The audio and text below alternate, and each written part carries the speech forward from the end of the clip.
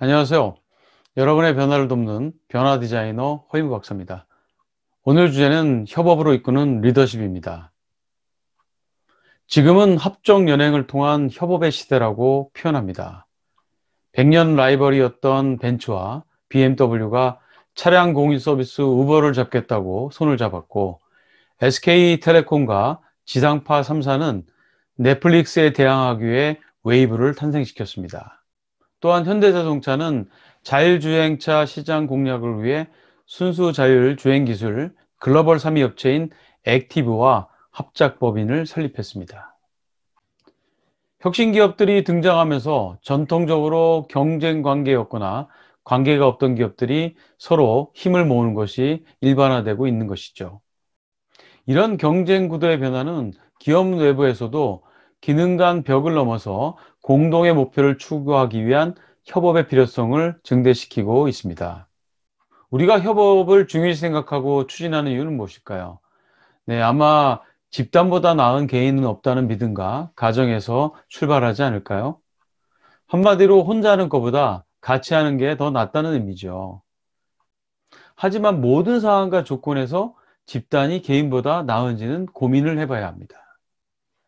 협업을 연구한 하버드대 모튼 한센 교수는 조직에서 무조건적인 닥치고 협업으로 협업의 함정과 협업 가행에 빠지는 것을 경계해야 한다고 조언을 했습니다. 그리고 협업은 혁신 제고를 위한 자원의 재조합, 교차 판매를 통한 판매 증진, 자원의 재사용을 통한 운영 효율 개선을 목적으로 할 때 효과적이라고 말했습니다. 과거에 소니 미국 법인은 애플이 아이팟을 출시하자 위기감을 느끼고 일본 본사와 함께 커넥트 개발 프로젝트를 시작했습니다. 이미 소니는 휴대용 오디오 기기를 개발할 수 있는 핵심 역량을 충분히 갖고 있었기 때문에 자신감이 있었습니다. 하지만 진행 과정에서 일본 본사와 미국 법인의 권력 차이와 참여한 부서 간의 알력이 발생해서 결국 실패로 돌아가고 말았습니다. 실패 원인은 소니의 성공이 협업이 아닌 내부의 치열한 경쟁 문화에서 나왔다는 것과 프로젝트를 실행하는 데 있어서 협업의 문화가 뒷받침되어야 한다는 것을 간과했기 때문입니다. 이처럼 협업의 잠재적 가치를 가대평가하거나 협업에 들어가는 비용과 문제를 가소평가하면 협업 가행에 빠져 협업의 목적을 달성하기 어렵습니다. 이런 협업의 함정과 과잉에 빠지지 않고 제대로 된 협업을 하기 위해서는 리더가 다음에 세 가지 질문을 던지는 것이 중요합니다. 첫 번째, 왜 협업을 해야 되는가? 두 번째, 협업이 어떻게 성과를 증대시킬 수 있을 것인가? 세 번째, 협업의 잠재적 편익은 무엇인가? 그렇다면 어떻게 해야 협업을 잘 이해하고 효과적으로 진행할 수 있을까요? 토마스 라르손 IDI 프로파일링 대표는 협업은 일종의 접촉 스포츠다라고 말했는데요. 여기에 답이 있지 않을까 생각합니다. 대표적인 접촉 스포츠가 축구입니다. 축구 경기를 잘하기 위해서는 선수 개인이 자신의 포지션 역할을 잘 해낼 수 있는 능력을 갖추어야 하고요. 개인이 포지션 역할을 뛰어넘어 다른 포지션을 적극적으로 지원하고 공백을 메워야 합니다. 또한 동료 선수 간의 공의 이동과 상대팀 선수 움직임에 대한 정보를 주고받고 움직이면서 서로를 격려하며 응원하는 소통이 필요합니다. 하지만 선수들 간에 보이지 않는 장벽이 있다면 팀워크에 문제가 발생하게 됩니다. 그래서 2002년 월드컵 대표를 맡은 히딩크 감독은 제일 먼저 선수 간에 존재하고 있던 나이라는 장벽을 깨는 시도를 했습니다. 모튼 한센 교수에 의하면 조직에는 협업을 방해하는 네 가지의 장벽, 즉 NIH 장벽, 독점 장벽, 검색 장벽, 이전 장벽이 존재합니다.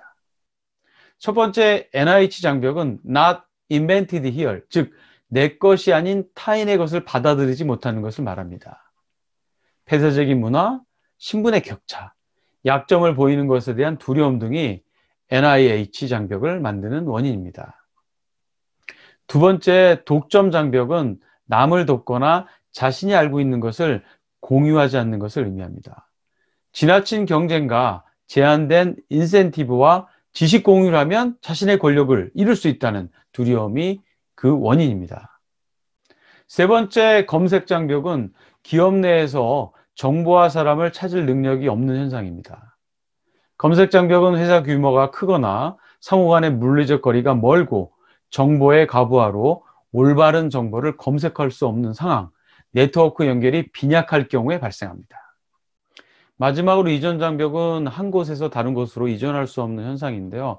암묵적 지식처럼 다른 사람이나 부서에 이전하기 어려운 경우 또는 구성원들이 함께 일하는 법을 모르고 강한 유대감이 없을 때 생깁니다. 지금까지 합정연행의 협업의 시대에 우리가 고민해야 할 이슈에 대해서 말씀드렸는데요.